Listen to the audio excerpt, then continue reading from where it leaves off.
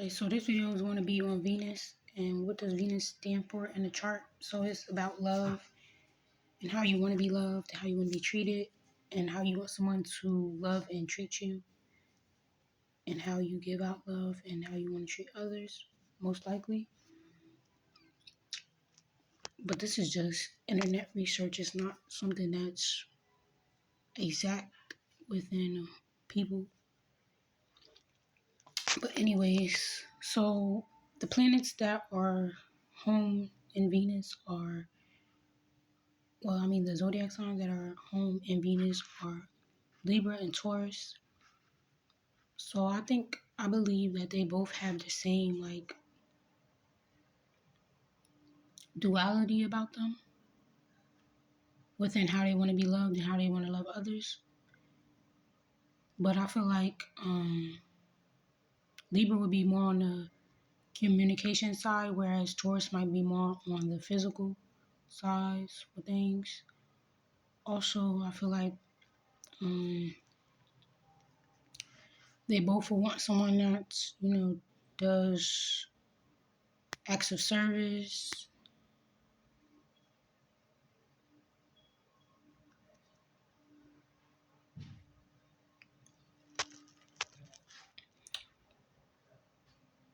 gift giving, love bombing, I guess, but not in a way that is negative. Also, I feel like, especially with Taurus, they might want somebody that can work with them, like become entrepreneurs together. But this is just off the dome, like what I feel. I'm not saying this is the exact stuff, but yeah, it's giving that something like. All right, so since air is kind of more homey in Venus and Earth, we're gonna start with those two. So we did Libra and Taurus. So next we'll have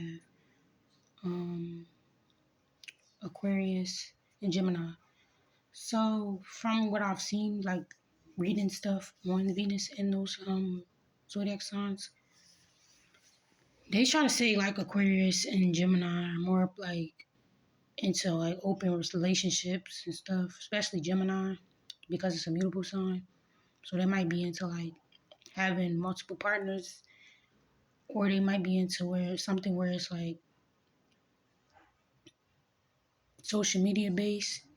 Aquarius too as well with like social media relationship where you just are just communicating long distance or something. But me personally, I don't like long distance relationships for real. And I'm Aquarius Venus, so. And I don't like no multiple partners. I'm not into that. I just want one person that like I can be weird with. And that's what they say about Aquarius Venus. Like they were open and it can be fixed in nature. So like once they have this ideal about a person, it's kind of that. As for a Gemini, I feel like they're more like able to be open to a new version of a person. But me, if you show me who you is, stay being that person, you know? But anyways, then with Capricorn and Virgo. So Capricorn, they'll want probably somebody that they can be with like long term, like possibly like a friend before anything, like a long-term friend. Like they need to take their time to get to know you. Also, from what I read, they say like Capricorn Venus could go with someone that's like way older than them, more sustained in their financial lifestyle, more stable, like have their own space, have their own career, just like that. Whereas a Virgo, they say it kind of falls in Venus due to them being a mutable sign, I guess. And I was trying to say Virgos are not really like that loving. They're more about like their career, like, the Virgos I've met, they don't seem like so. They seem more like they'll let love knock them off of a career to me. Like knock them out of certain opportunities. But anyways, yeah, Virgo and Venus is not the best. Also, they say that they say what I've seen reading up on information I've seen, they say that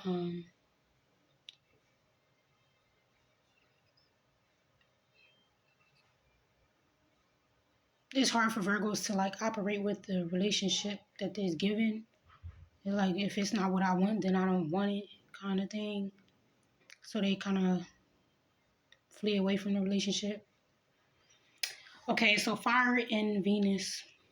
So I think Leo's kind of like the same as Virgo, even though it's kind of not that bad in Venus. Also, I think Leo kind of remind me of like a Taurus Venus as well. Like they want to love you out loud, they want to love you proud. They don't want nobody that's doing anything behind their back that they won't want none of them. And then Sagittarius could probably want someone that likes to, go on adventures, even possibly